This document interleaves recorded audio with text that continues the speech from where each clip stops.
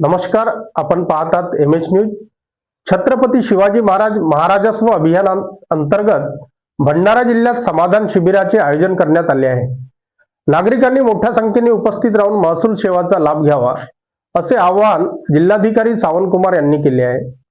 या शिबिरामध्ये सातबारा उतारे, फेरफार प्रकरणे, घरपट्टे, ई मोजणी तसेच पीएम किसान यासारख्या विविध सेवा एकाच छताखाली उपलब्ध करून दिल्या जाणार आहेत.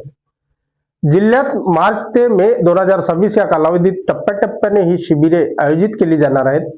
ग्रामपंचायत स्तरावर जनजागृती करून नागरिकांना मार्गदर्शनही करण्यात येत आहे.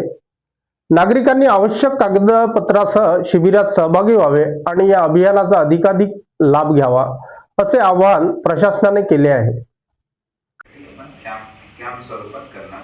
त्यामध्ये वर्ग 2 चे वर्ग 1 मध्ये ट्रान्सफर करायचे जे आहे ते आपण करणार. जीवन 7-12 जे आहे ते आपण काम करणार. सामाजिक सहाय्य योजना जे आहे आपला श्रावणवार, संजय गांधी, त्यामध्ये पण आपण काही ऍप्लिकेशन घेणार आणि लाभार्थीला लाभ देणार. तुकडेबंदी कायद्याच्या आतला नवीन GR आलेला आहे, ते GR पण आपण अंमलबजावणी त्यासाठी आपण करणार आणि तुकडेबंदी कायद्याचे जे शटमंग झालेलं आहे ते पण आपण नियमातून त्यामध्ये करणार. रहिवासी जात प्रमाणपत्र, नॉन क्रिमी लेअर प्रमाणपत्र, ते त्यांच्या वाटप पण आपण यामध्ये भाग देणार.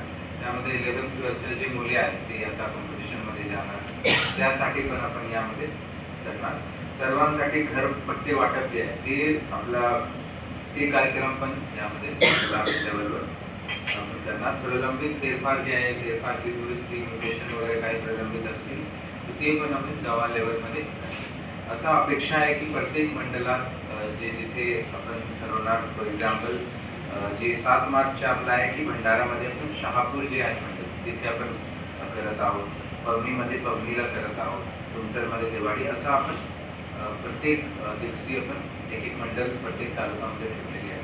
त्या मंडळमध्ये अशी अपेक्षा आहे की लोकांच्या खूप त्यामध्ये सहभाग आला पाहिजे, मॅक्सिमम लोक तिथे जमले पाहिजे. आपला सर्व प्रशासकीय यंत्रणा जे आहे तालुका लेवलवर ते पण तिथे जमले पाहिजे आणि त्यांच्या काही अडचणी, त्यांच्या काही आपण प्रॉब्लेम तिथे सॉल्व्ह करू शकतो ते आपण तिथे करणार. आता जे आपण 7 मार्च जे आहे त्या प्रिपरेशन आपण आता चालू केलेले आहे.